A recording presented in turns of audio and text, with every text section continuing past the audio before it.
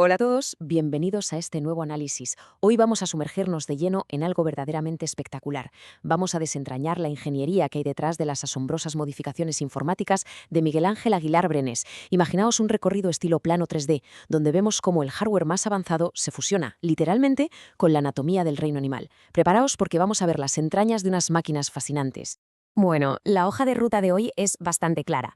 Primero tocaremos el arte del modding, luego pasamos al escorpión y el origen ATX, la mosca con su miniaturización, el atún como escultura naval, la expansión de todo este ecosistema y rematamos con el futuro del acero.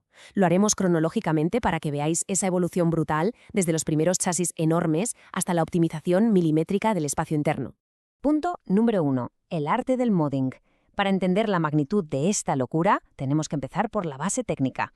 A ver, no estamos hablando de coger una torre de PC normal y ponerle unas luces, para nada. Hablamos de ordenadores 100% funcionales construidos desde cero con acero cortado con láser de 1 milímetro de grosor. Su creador, Miguel Ángel, o MAP, es técnico mecatrónico y utiliza modelado CAD en 3D para diseñar cada milímetro de estas piezas. Rompe todas las reglas convencionales. De hecho, Mike dio en el clavo con esta definición. Escultura tecnológica activa. Es decir, no son figuras estáticas de exposición, son bestias de acero industrial pesado, pero con un corazón de microprocesadores de última generación latiendo, procesando y funcionando a tope en su interior. Es una pasada. Vamos con la sección 2. Escorpión, el origen ATX. Veamos dónde empezó todo este viaje evolutivo. Fijaos en este contraste estructural, es increíble. Por un lado, vemos la armadura sólida y superagresiva del escorpión, y por el otro, ese esquema transparente tipo Blueprint 3D, que nos deja ver exactamente cómo encaja todo el hardware ahí dentro, protegido por el acero. Hablemos de números y componentes. Este primer espécimen es un gigante, 1 metro de ancho por 1,2 de largo y más de 70 centímetros de alto. Todo forjado en ese acero de 1 milímetro. ¿Y por qué necesitaba ser tan inmenso?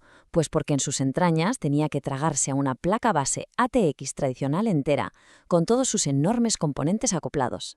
Y para que os hagáis una idea de la escala real de esta máquina, el chasis de acero en bruto más el hardware pesaban la friolera de 14 kilos. Literalmente un tanque ocupando tu escritorio.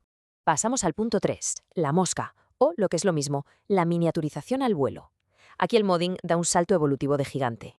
Aquí las reglas del juego cambian por completo, ya no hay sitio para cajas inmensas. Si miráis el esqueleto interno, la ingeniería tuvo que reinventarse para poder meter todo un ordenador en un chasis superaerodinámico, estrecho y complejísimo. ¿La solución? Pues fuera la placa ATX y ahora una placa base súper compacta mini ITX con un procesador de 64 bits.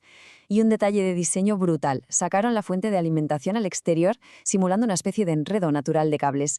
Gracias a esto redujeron las medidas a 65 por 62 por 31 centímetros. Lo redujeron a la mitad, tal cual, y sin perder nada de rendimiento. Cuarta parada, el atún. Una auténtica escultura naval activa. Esto ya es el culmen de la organización interna.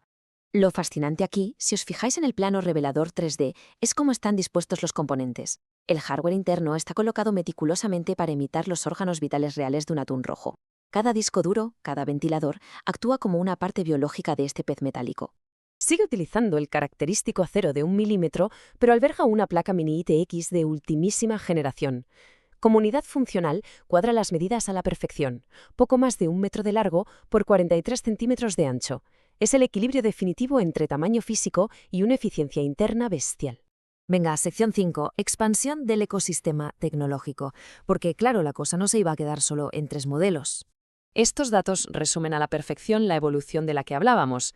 Es clarísimo el salto de ese mastodonte ATX del escorpión a las arquitecturas mini ITX de la mosca y el atún, muchísimo más elegantes y aprovechando cada pequeño hueco disponible.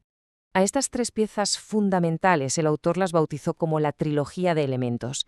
Literalmente la conquista de la tierra, el aire y el mar a base de acero de 1 milímetro y silecio. Una maravilla. Y a partir de ahí, la colección se fue a los extremos. Tenemos el modelo CRO-AC, basado en un sapo, que es la máquina más densa y compacta de todas, o el OCTO, un exoesqueleto de 22 piezas en el que el hardware y el cableado se distribuyen directamente a través de sus 8 tentáculos. ¿Y creíais que había límites de tamaño para este método de corte láser? Pues el modelo Iguanidae mide, atención, 1930 milímetros, prácticamente 2 metros de bicho. Demuestra que esta arquitectura en acero es 100% escalable. Y llegamos a la sección 6, el futuro del acero. Para valorar de verdad estas obras hay que entender el camino recorrido. Todo empezó allá por 2005, con un primer prototipo ganador que todavía lidiaba con esas pesadas placas ATX. Desde ahí fueron años de ensayo, rediseño y muchísimo trabajo, hasta que en 2013 y 2014 vimos nacer esta galería itinerante de esculturas súper miniaturizadas y totalmente operativas. Porque claro, antes de llegar a los complejos modelados CAD, los renders 3D y el corte láser ultra preciso, todo esto empieza con algo tan simple como un lápiz, un papel y una idea fundacional inspirada en la propia naturaleza. Así que para terminar os dejo una reflexión. Hemos visto cómo placas base, cables y acero industrial se pueden moldear para imitar la biología, creando máquinas que casi parecen respirar.